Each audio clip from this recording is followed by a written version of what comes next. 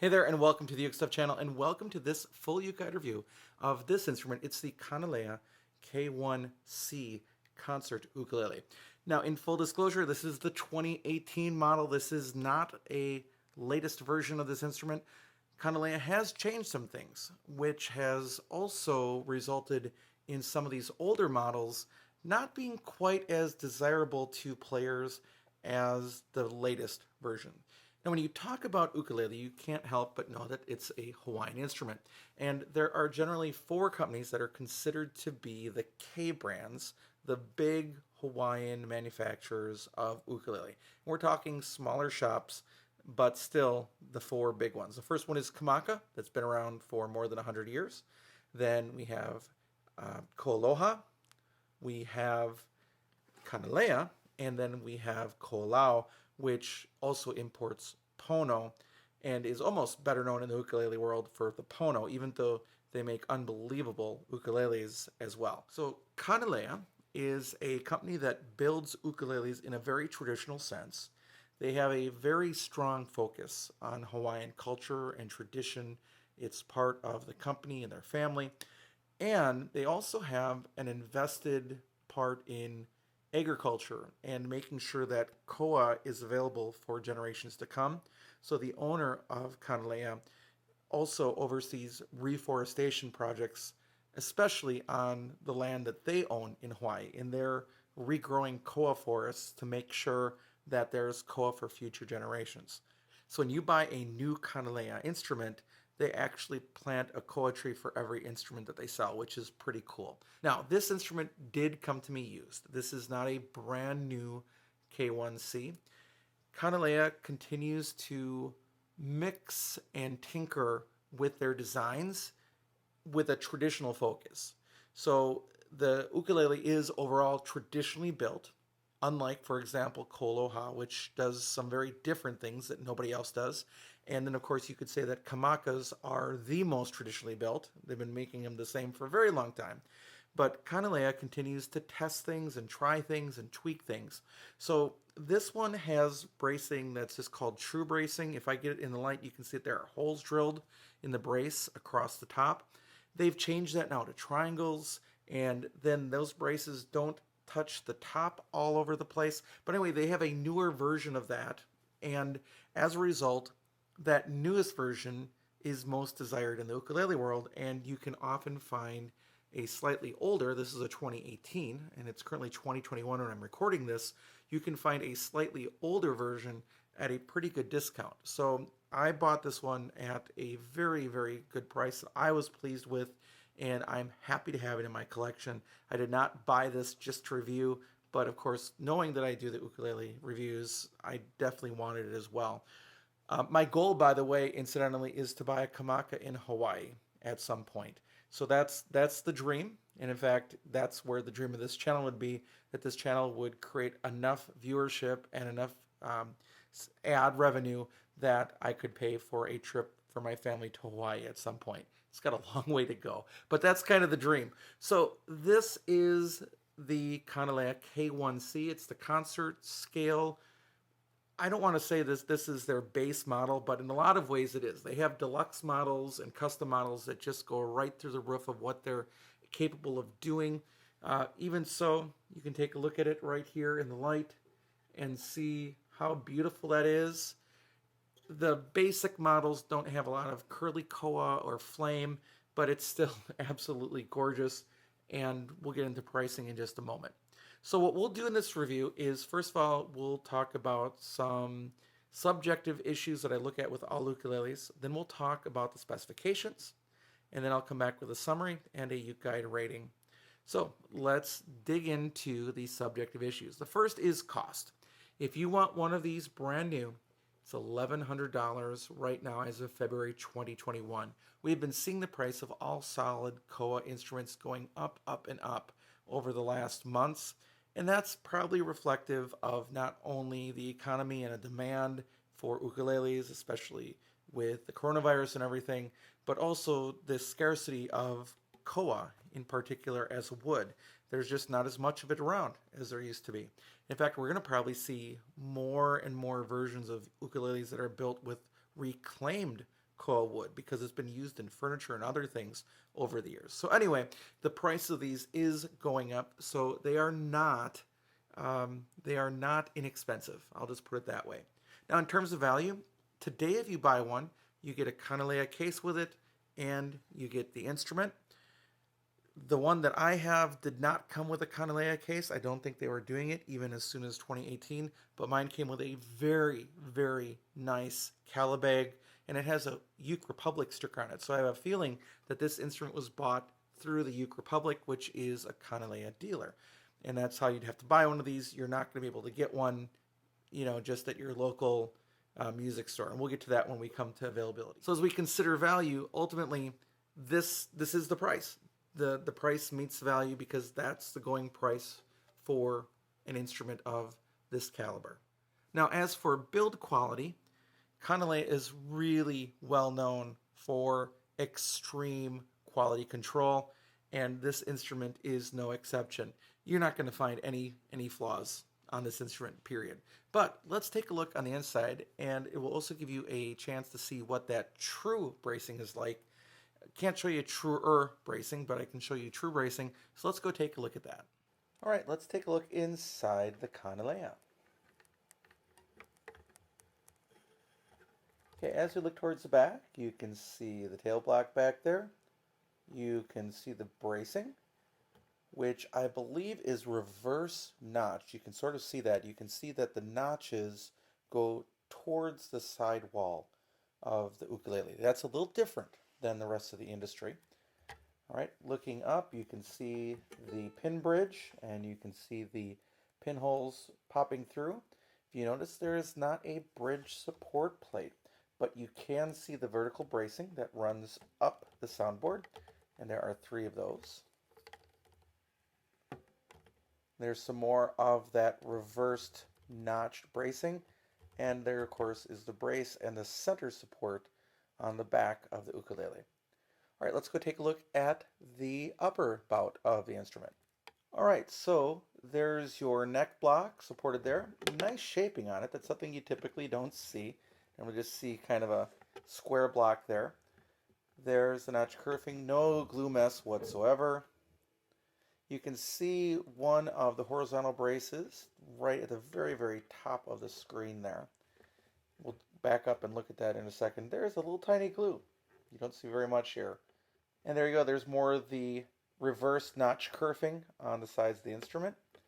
Now let me see if I can pull back here and let you get a close-up of the true bracing. This isn't the true herb bracing, which is on the newer instruments. Right now, take a look at this. They have cut circles out of the brace to reduce weight and to allow for more vibration of the soundboard. And then if you can look, that brace also isn't connected to all of the soundboard. I can't let you see where it is all connected, but you can see where it comes off of the top right there. So the idea is to let the soundboard vibrate as much as it can and take up as little mass as possible to support it with the structural integrity that it needs. All right, and that's our look at this Kanile'a K-1-C ukulele. All right, we're back. Now let's talk about appearance.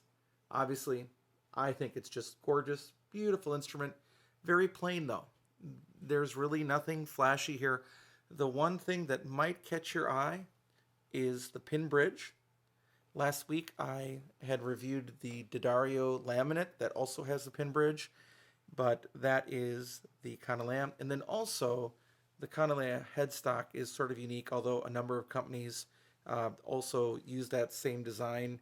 I believe they did copy Kanile'a as they make their own versions of the product. So it is a beautiful yet plain ukulele. Now, if you want one of these, you can look at the ukulele sites and look for used. If you want one new, you're going to have to go through a Kanile'a dealer. You'll have to check those out, but I do know that the Uke Republic is a Kanile'a dealer. And the Southern Ukulele Store in the UK is also a very well-known Kanile'a dealer. Now let's talk about playability. As I talk about the setup, really, as it came from the Uke Republic, that is sort of out of the consumer's hands because a good ukulele store sets up an instrument for the customer. So you don't know if it came with a good or a bad setup. You just get a well set up instrument. That's what an ukulele specialist does for you. So as I talk about it, the setup is spot on. In fact, almost on the low end. So whoever bought this originally, and I think I'm the third owner of it, I believe specified for a very low action, which is fine for me. I'm very happy with that. Then Kanile'a has a really interesting neck, has a very wide nut on all of its instruments, and even if you buy the Islander, which is Kanile'a's laminate line, and I think they have some solids in there. I'm not quite sure. I don't own an Islander yet. I haven't reviewed an Islander yet, but I do know that they have a wide nut as well. And then the neck is very squarish, and I mean, it's not square, but it's more, sort of like a rectangle than it is like a C shape. So it's very wide and flat and comfortable to play. Some people will not like the gloss neck, so it is a joy to play this instrument in all aspects altogether. Now let's talk about sound.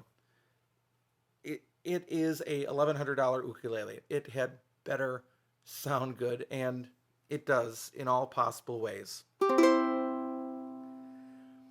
It is a brighter sound to my ears than my K-1's. This isn't purely a comparison, but my only instrument that would truly compare to this one would be my K-1 concert as well.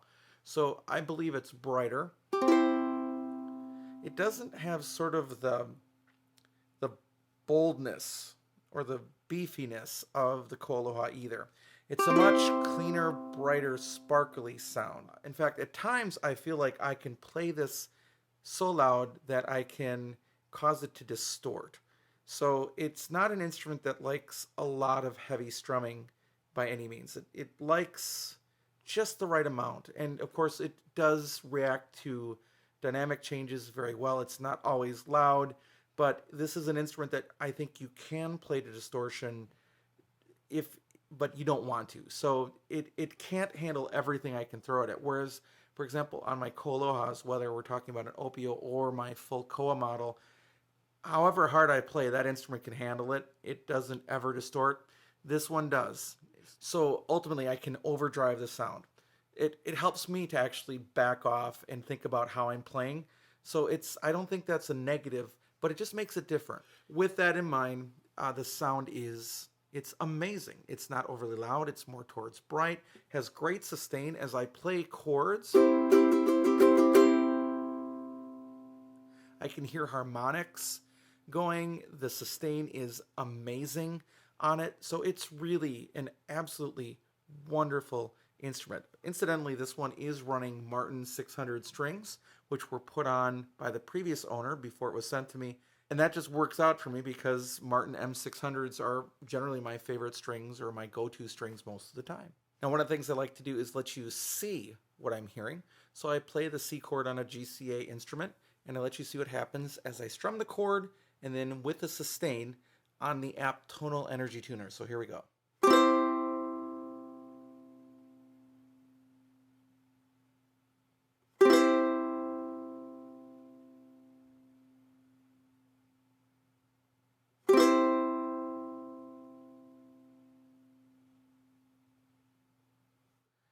So as you'd expect with an instrument like this, you get the full spectrum of sound. As I mentioned, I really hear the sparkling, shimmery high end of this. I hear lots of sustain, but there is low sustain too. I'll say that as well. And that was actually evident as I was playing the chord in person. I don't know if the microphone is able to pick that up or with the adjustments that YouTube does with audio. I don't know if you could hear it, but by the time I was playing the second chord, the previous chord was still sustaining. If I would have waited for it to stop, that segment would have gone on forever. So again, just beautiful, beautiful sound, and that's what you would expect with an instrument of this caliber. All right, now that we've talked about the subjective issues with the ukulele, let's talk about the specification. It is a concert ukulele, and the scale length from nut to saddle is 15.125 inches. So just a little bit longer than that standard 15-inch concert standard scale length. There are 20 frets on this instrument, 14 to the body. There are absolutely side marker dots, which is what you'd expect, along with front position markers that look like they're made out of abalone. I know that Kanile'a plays around with what they use for those front position markers. The body style is a very traditionally built double bout ukulele. The soundboard and body are made out of solid koa. And it's not just a company calling it koa when it's actually acacia. This is the real stuff. The fretboard is rosewood, and the bridge, which is a pin bridge, is made out of rosewood. The fretboard is not radius on this instrument, and the nut and saddle appear to be tusk to me, and the saddle is compensated. The finish is a gloss. I believe that's a UV treated gloss. And the overall length is 24 and 1/4 inches, 24.25 inches, and it weighs 1 pound, 1.1 ounces. So it is very light, which again is what you'd expect from such a resonant instrument. The tuners are Kanile'a open geared tuners. And I don't know if I can get in close enough to the camera here, but it does say Kanile'a on each of those tuners. The action at the first fret is just above 0.25 millimeters, and the action at the 12th fret is 2.75 millimeters, maybe closer to 2.5. It's right in between there somewhere. My string action gauge ruler does not actually show in between 2.5 and 2.75. A lot of people target 2.65. And in fact, I just watched a ukulele site video again about setups where Joel at the ukulele site, their master technician, aims for 2.65. So I think it's probably right there. The nut width is 37.14 millimeters. Now, on most concerts that you're looking at a nut, especially of, like, for example, an import ukulele, of under 35, just under 35. So this one is just over 37. I think some people will call that a 38 millimeter nut, but my measuring just said it was just over 37 millimeters. That's wide. Now the string spacing at the first fret is really wide. It's 9.25 millimeters between each string at the first fret, going 30.03 millimeters G to A. So that is really wide spacing compared to many other ukuleles. So if you are a player with large hands, the Kanile'a setup either on these instruments or their Islander line, I think will make you pretty happy. Now, the other thing I measure is the depth of the neck at the third fret, and I got 20.38 millimeters from the top of the strings to the bottom of the neck. Now, that doesn't seem much smaller than usual, but what is different is the shape of that neck, which is very, very flat and comfortable to play. It is one of my more favorite shapes when a company has sort of a flat shape there rather than round.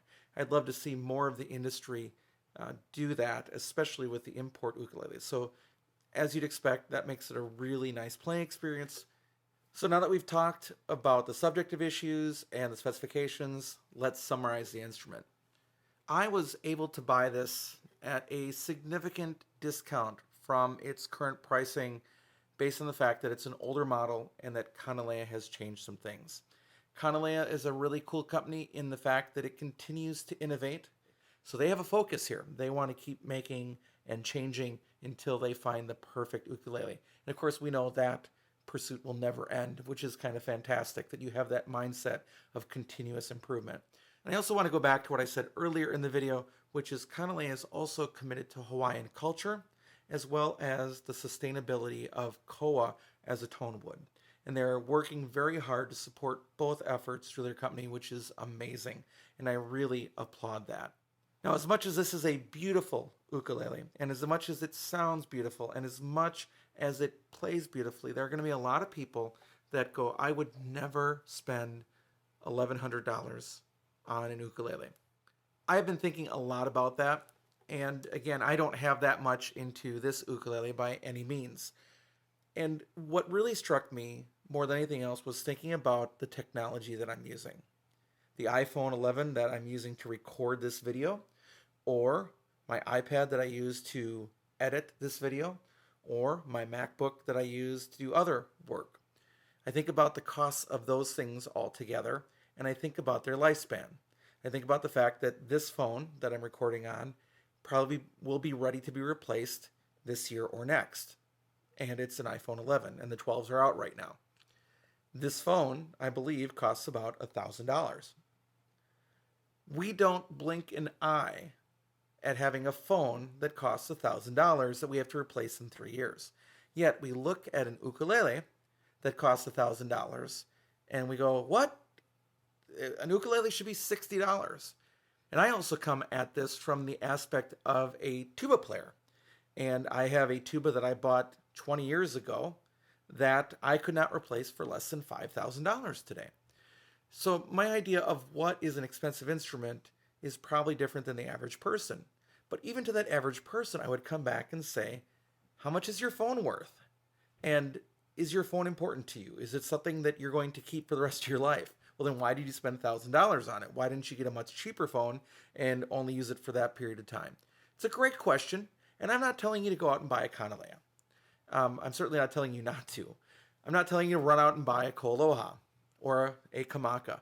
But what I am saying is, as we think about the price of these instruments, and I would never spend that much for an instrument, think about the overall value, the investment. Again, they're not going to appreciate in value. In fact, my buying of this is proof of that. The person that bought it originally spent far more than what I paid for this instrument, even in 2018. It did not appreciate in value. There are some instruments that will. Vintage Martins, maybe the 100th anniversary Kamaka that are out there. Those might accrue value. But in general, instruments are going to drop in value over time until a much later time in the future, and then they still must be maintained and cared for. However, that said, an instrument like this is something that will be passed down to my children and their children when I'm gone. This is an instrument that you buy and you care for and you teach your family to care for so that generations down the road can enjoy it too, because it will last for generations. And it is an heirloom, not only as an instrument. Now, again, I don't buy instruments to be museum pieces. I'm going to be playing them to play them. And I want my children and their children and their children to be able to play it. But again, there's a value there. Whereas, no offense, a $60 or $65 Acklot, yeah, my children's children could still be playing it, but it's going to have a much different meaning completely, if you know what I mean. So I'm going on and on about that, but really, as I think about that cost, it's not that much in the context of the other things in our lives. It's just what matters to you. And if you love ukulele, why not treat yourself to something that is going to last for generations and could replace a whole bunch of ukuleles in your collection? Seriously, if I had to, I could probably get it down to about 4 instruments. I don't have to do that, but I could do it, and partially because I have an instrument or instruments like this. I'm lucky enough to have been able to acquire them, and again, not independently wealthy, just I managed to find them for really, really, really good deals. So it's an investment. It's an investment in your passion in your life. And if you see one of these and you never want to buy one, that's fine.